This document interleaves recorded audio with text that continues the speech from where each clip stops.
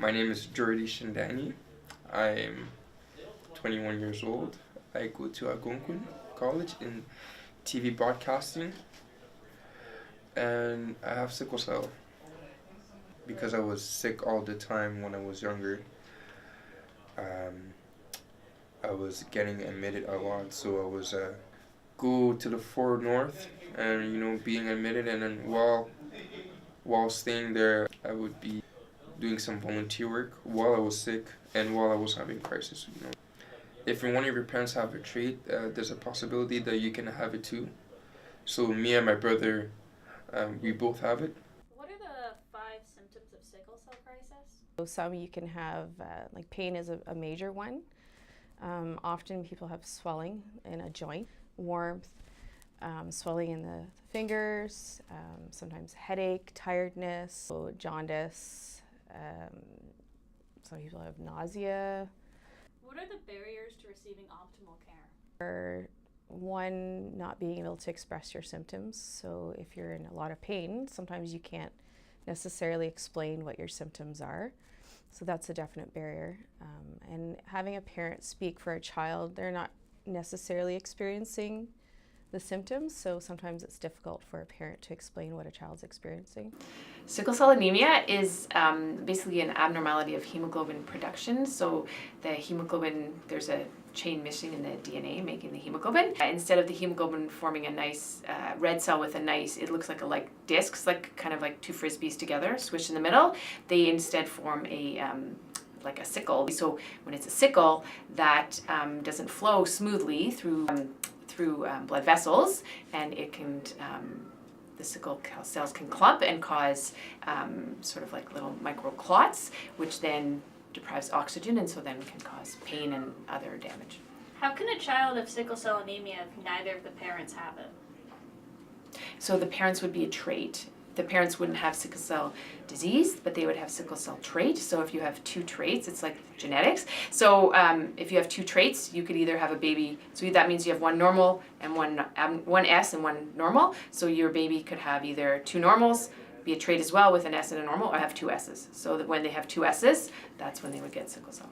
We follow about 200 patients at CHIO, so 200 patients within the Ottawa area under the age of 18 who have sickle cell disease. So it's not, it's rare, but that's not, it's many more than have cancer. There's only about 75 kids a year here that have cancer, and there's 200 that have sickle cell. I always say, so patients that have gone through a chronic disease, they have a different outlook on life, and they're special. Like, they are different than other people, and they're rewarding to work with. So here's the 4 North playroom. I used to come here when I was admitted. Most of the time I would come here and basically play. My name is Brenda Robinson, and I am a child life specialist at CHIO on the 4 North, which is the Hematology, Oncology, and Nephrology unit. The aim is to provide a normalized environment for the kids to make it seem less stressful being in the hospital. A lot of the kids, when they're in hospital, don't like the food, and we cook with them, which helps them to interact with the other kids. They're getting good nutrition, they're learning lots of skills, they're out of their rooms, and the only way to get a teenager into the playroom, it is an absolute privilege to go through the journey with some of the kids here. Some kids are frequent flyers, they're here for a length of time. They're just trying to be normal kids. And being here and being with them and sharing the journey with them that they go through and their families go through, sometimes it's very difficult. My job is to make it less difficult. And it's about control for them. They are the ones, this is their room, this is where they have mastery over everything, because they lose complete control over everything because of all the medical conditions. Young children, it's not as much, but as they get into their teens, there is a guardedness against too much morphine. So I think it's important to listen to kids and youth and know that they know their own bodies, they know their own pain levels, they know how they react to things, and I think it's one thing that we lack in many things is listening to kids, because they're the ones that know their own body.